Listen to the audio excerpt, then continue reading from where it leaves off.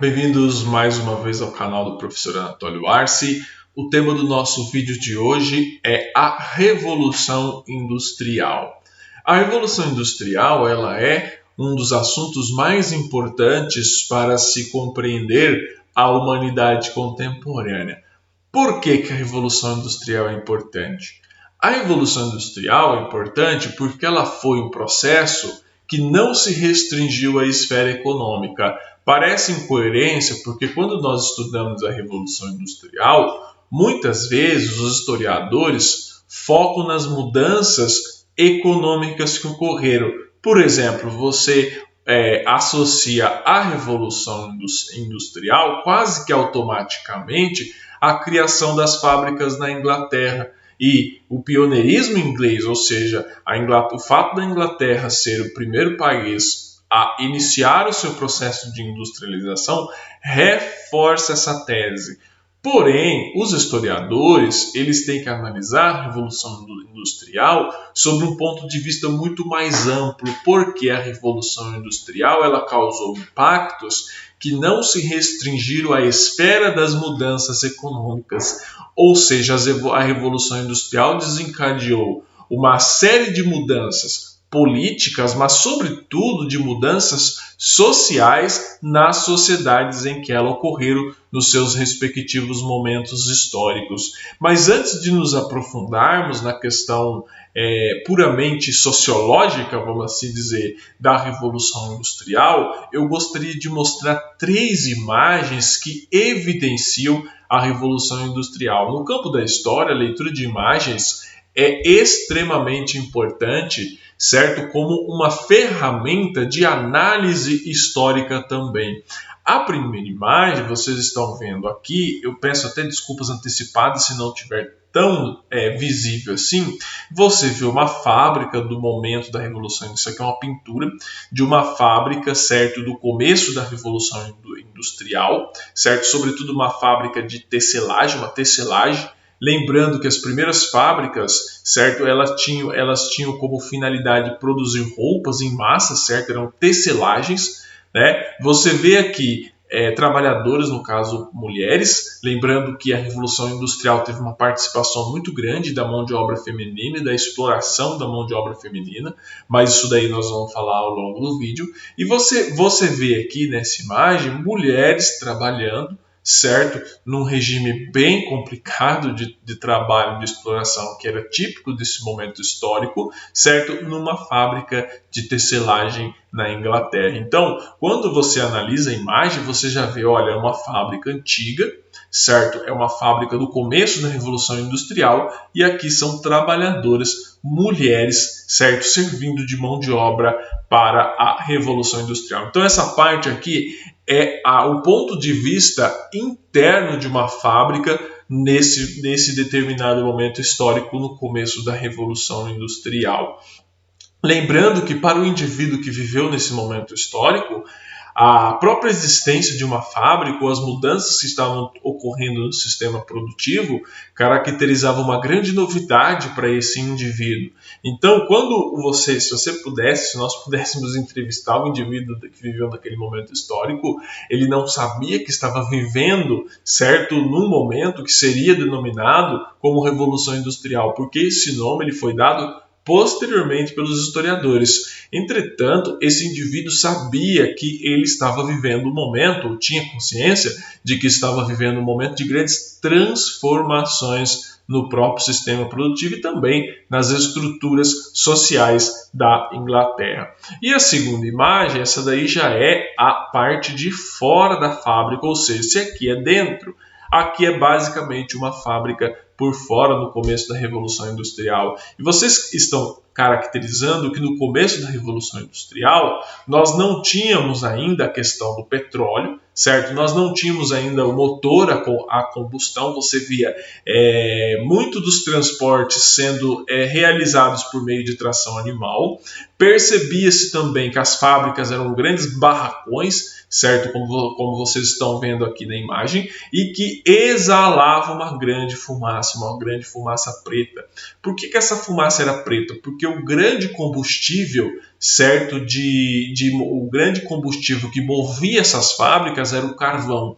E o carvão, quando ele é queimado, ele passa a exalar uma fumaça preta, diferente da fumaça branca que você vai ver dos motores a combustão de petróleo, por exemplo, que é outro tipo de fumaça.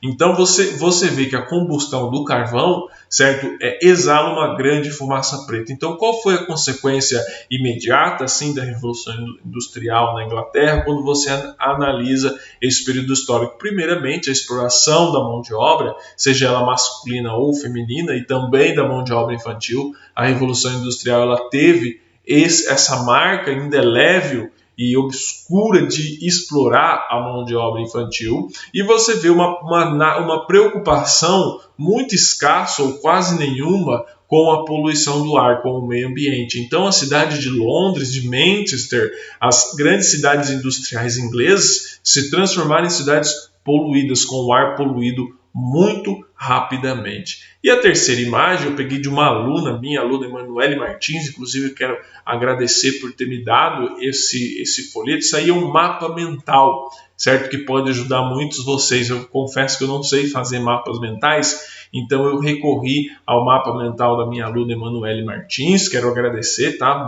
Muito obrigado por você ter cedido para mim esse mapa mental, muito interessante, que vocês podem imaginar. Ó. Primeiro fala do pioneirismo inglês. O que seria o pioneirismo inglês? A Inglaterra começa, certo, esse processo de revolução industrial.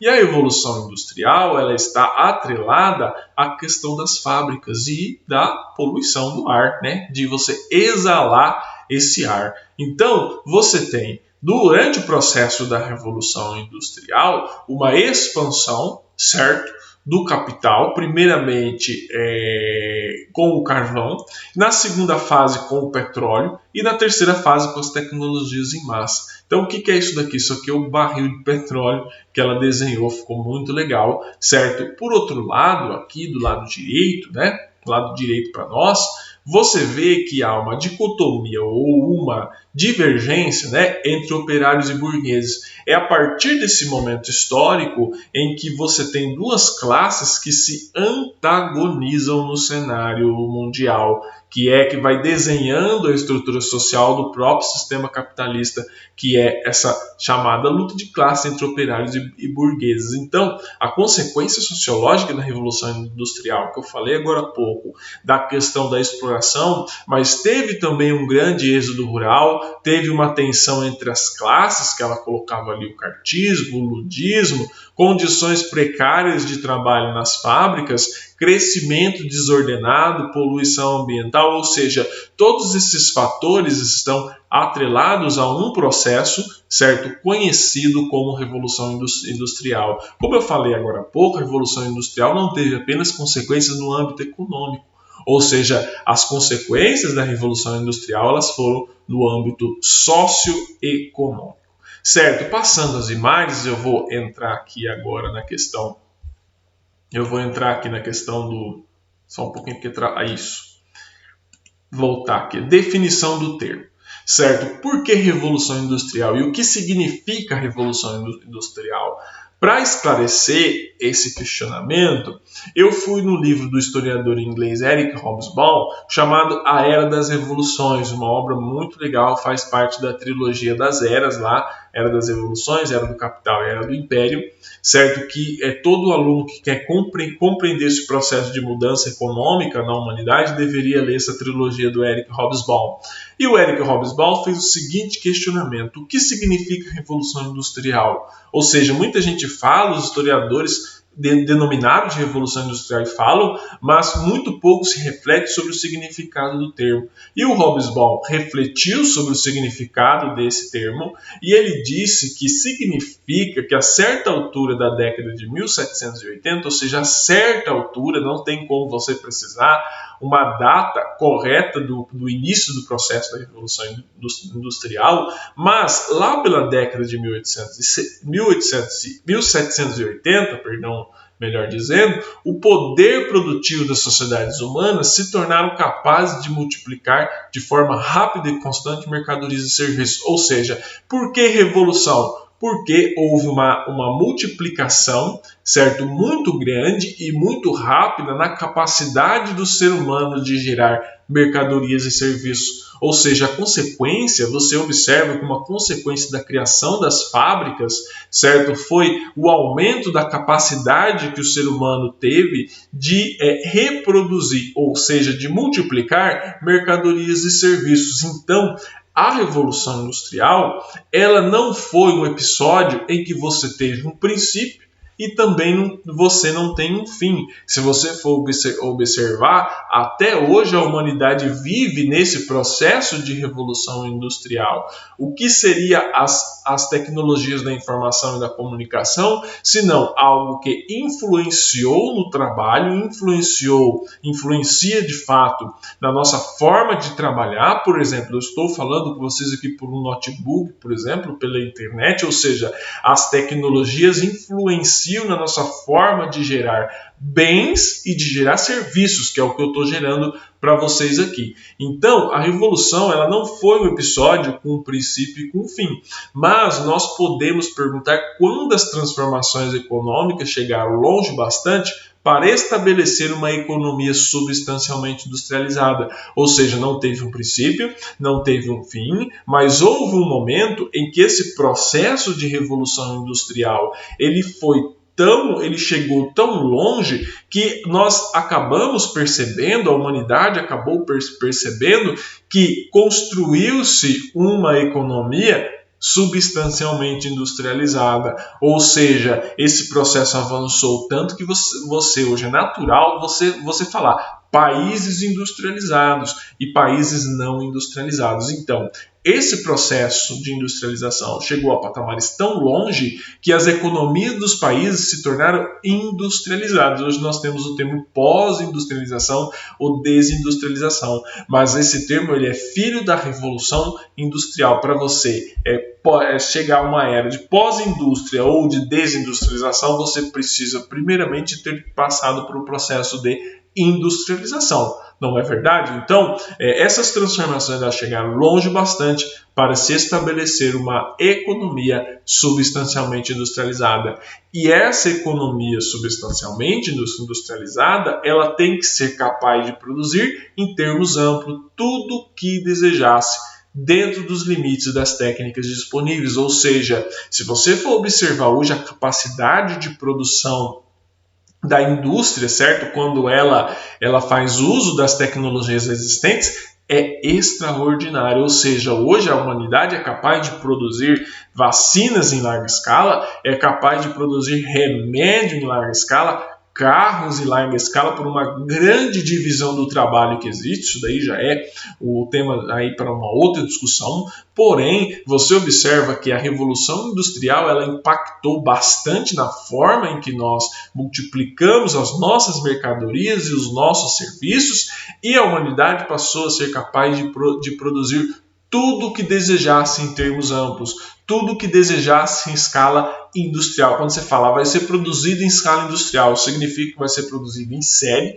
e vai ser produzido em grande quantidade. Então, em linhas gerais, o termo Revolução Industrial ele foi muito bem definido pelo historiador Eric Hobsbawm para destacar o poder produtivo das sociedades humanas, e quando as sociedades humanas elas passaram a ser capazes de multiplicar de forma rápida e constante as mercadorias e serviços. Antes da Revolução Industrial, a capacidade de multiplicar essas mercadorias e multiplicar esses serviços que a humanidade tinha era extremamente limitada, caso comparado ao poder atual de multiplicação dessas mercadorias e desses serviços. Então, o termo Revolução Industrial é basicamente isso. Outra questão que é muito destacada quando nós refletimos sobre a Revolução Industrial é por que ela começou na Inglaterra, ou seja, o fato de ter começado na Inglaterra não é um acaso, não existe acaso, não existe coincidência nas análises históricas, para tudo ter uma explicação, ou seja, Essa revolução industrial, primeiramente, ela começa na Inglaterra, porque a Inglaterra é o país que reúne as condições para iniciar esse processo de revolução industrial. Como que a revolução industrial vai se iniciar em um país em que ele não reúne as condições econômicas para tal? Impossível de se desenvolver. Impossível a Revolução Industrial ter se desenvolvido no Brasil do século XVIII, impossível até ter se desenvolvido nos Estados Unidos do século XVIII. Ou seja, desse momento histórico, o século XVIII, ali ao redor da década de 1780, se você for pegar o termo emprestado, o tempo cronológico emprestado pelo Hobsbawm, nessa década de 1780, a Inglaterra era o país em que reunia as melhores e maiores condições para fazer esse processo de industrialização. E o primeiro deles, mas esses aí não são os únicos, tá bom? Eu coloquei apenas os principais, é o desenvolvimento do comércio. Você tinha comerciantes ingleses como os mais ávidos naquele momento histórico. O comércio inglês era extremamente desenvolvido, você tinha uma visão de negócio, de certa forma, industrializante, ou seja, a Inglaterra, como ela tinha um grande desenvolvimento comercial, ela tinha possibilidades de escoar a sua produção. Então você precisa não apenas produzir, saber produzir, mas também precisa ter para quem vender e precisa saber vender. Então você tinha um desenvolvimento do comércio, o comércio inglês era desenvolvido, então tinha saída. Se for pegar em termos mais atuais, havia saída, certo, para o que era produzido na Inglaterra. Tinha também grandes mercados coloniais, você tem que ter para quem vender, certo? E as colônias inglesas e também as colônias dos países com quem a Inglaterra mantinha relações comerciais muito próximas, Portugal, por exemplo, que nessa época tinha uma colônia, que era o Brasil, a Inglaterra possuía o quê? Grandes mercados coloniais, não só por meio de suas colônias, mas também de colônias de países que tinham relações comerciais muito próximas de dependência com a Inglaterra, que é o caso de Portugal. Também tinha uma burguesia muito dinâmica, ou seja, quando você observa a indústria e o próprio sistema capitalista, ele é moldado por um grande dinamismo, ou seja, uma capacidade de adaptação muito grande e de mudança muito grande e flexível. O sistema capitalista, ele costuma ser flexível, certo? Então você tinha uma burguesia na Inglaterra nesse momento histórico, dinâmica, inovadora. Você tinha uma burguesia nesse momento histórico que sabia se reinventar e se readaptar ante as adversidades que poderiam ocorrer para o seu comércio. Então você tinha um sistema burguês dinâmico e desenvolvido. Você tinha uma burguesia dinâmica e desenvolvida. Por quê? Para se iniciar o processo de industrialização, necessitava o quê? De capital, de grandes somas de dinheiro.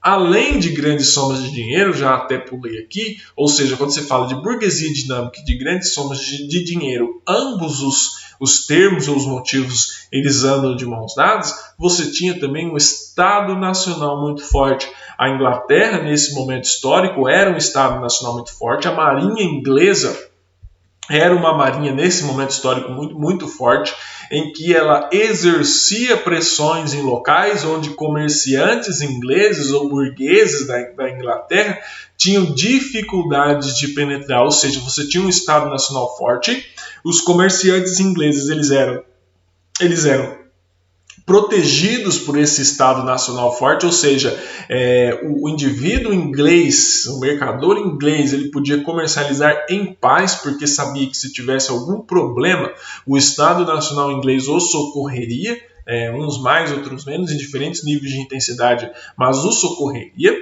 Outro motivo eram os avanços tecnológicos. Se você for pegar nesse momento histórico, os grandes inventores que existiram nesse momento eram ingleses. Ou eram britânicos, né? No caso, se você for pegar, ou eram escoceses, ou seja, você tinha ali no arquipélago que compõe a Grã-Bretanha os maiores inventores daquele momento histórico, o que proporcionava grandes avanços tecnológicos no sistema de engenharia. Ou seja, lembra que eu falei agora há pouco que o sistema capitalista ele é dinâmico?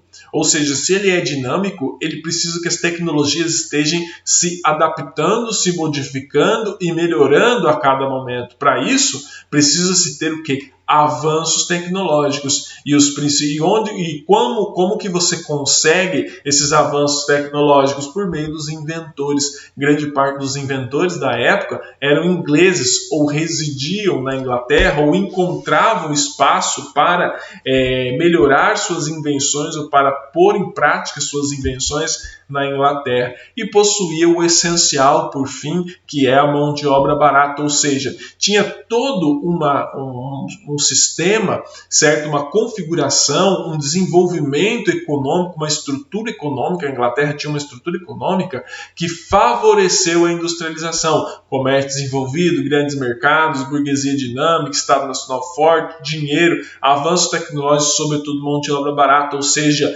você tinha garantia de lucro certos para o burguês, para o capitalista, com uma grande mão de obra barata. Por que essa mão de obra era barata? Porque ela era pouco qualificada, esse é um dos fatores, você não tinha necessidade de grande qualificação nesse momento histórico para exercer o trabalho nas fábricas, e também você tinha um grande contingente de mão de obra, porque grande parte da população inglesa, nesse momento, ela foi expulsa dos campos por meio do cercamento. Então você gerou uma grande oferta de mão de obra, de pessoas buscando trabalho nas fábricas. Então, com uma grande procura de trabalho nas fábricas, o que acontecia com o preço do trabalho? Ele despencava. É a lei da oferta e da procura, ou seja, muita gente procurando e pouco trabalho, ou seja, tinha mais pessoas procurando trabalho do que vagas no mercado de trabalho. Então você tinha um barateamento muito grande da mão de obra. E as consequências sociais, obviamente, que eu falei no começo do vídeo,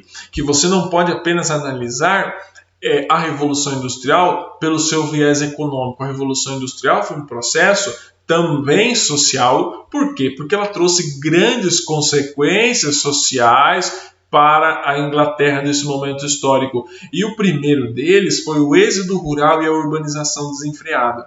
Com o cercamento dos campos, ocorreu que uma expulsão de muitos camponeses do campo, ou seja, você teve uma expulsão grande de pessoas da zona rural. Essas pessoas foram obrigadas a migrar para a zona urbana, ou seja, inchou-se as cidades. Se você ler o livro, se você, estudante, tiver interesse em ler o livro A Situação da Classe Trabalhadora na Inglaterra, do Frederick Engels, ele começa com um relato de uma pessoa que diz que a partir de um determinado momento histórico tornou-se impossível caminhar a pé por Londres inteira. Ou seja, a cidade ficou tão grande porque recebeu um contingente tão grande de pessoas que a cidade inchou. E essa urbanização, ela foi sem planejamento e desenfreada. Se você hoje olhar a Londres do período atual, não é nem a sombra da desorganização que foi Londres nesse momento histórico. Então,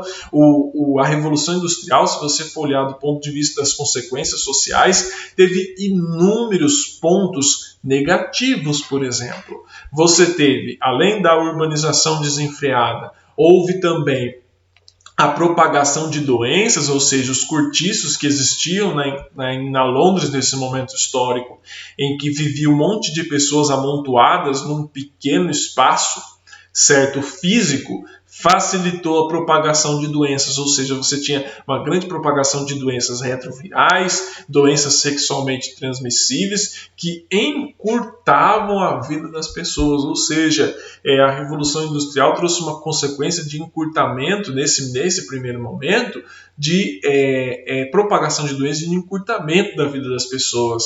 Houve também uma exaustiva jornada de trabalho. No começo da Revolução Industrial, não existia toda a discussão dos direitos trabalhistas. Lembrando, pessoal, que os direitos trabalhistas que nós temos hoje foram conquistados a partir de muita luta ao longo de décadas, certo? Que se inicia nesse processo em que você tinha exaustiva jornada de trabalho, cerca de 14 horas por dia, exploração da mão de obra infantil, exploração da mão de obra feminina, de mulheres grávidas. Acontecia e era muito comum mulheres parirem durante o trabalho, ou seja, entrarem em trabalho de parto ali e logo depois de alguns dias, algumas horas, já estarem de volta ao trabalho, ou seja, era uma jornada extremamente exaustiva de trabalho, extremamente estafante. O regime de trabalho era rígido, inflexível, era repetitivo, ou seja, o trabalho nas fábricas nesse momento histórico era caracterizado por uma grande rigidez, uma grande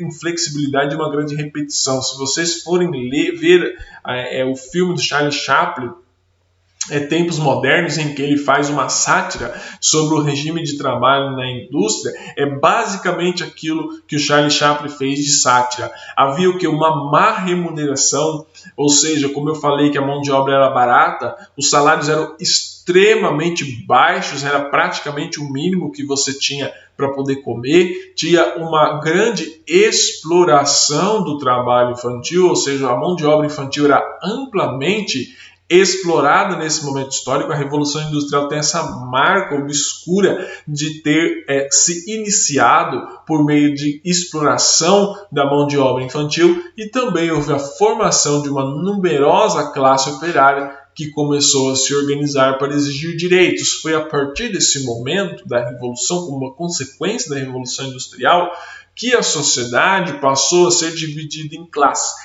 Então, portanto, antes da Revolução Industrial, aquela sociedade dividida em estamento, aquela sociedade que foi uma herança do regime feudal, ela começa a ser desmontada na Revolução Industrial para se tornar uma sociedade de classes consagrada nas obras do Karl Marx, que estudou a sociedade de classes de maneira muito profunda. Então, as consequências da formação das fábricas por meio da Revolução Industrial foi a formação de uma numerosa classe operária que começou a se organizar para exigir direitos. Eu espero ter sanado muitas das dúvidas de vocês. Esses são os principais elementos norteadores da Revolução Industrial. Eu peço que vocês curtam, compartilhem, se inscrevam no nosso canal. Muito obrigado pela atenção de todos vocês. Vamos seguir aqui com os nossos estudos.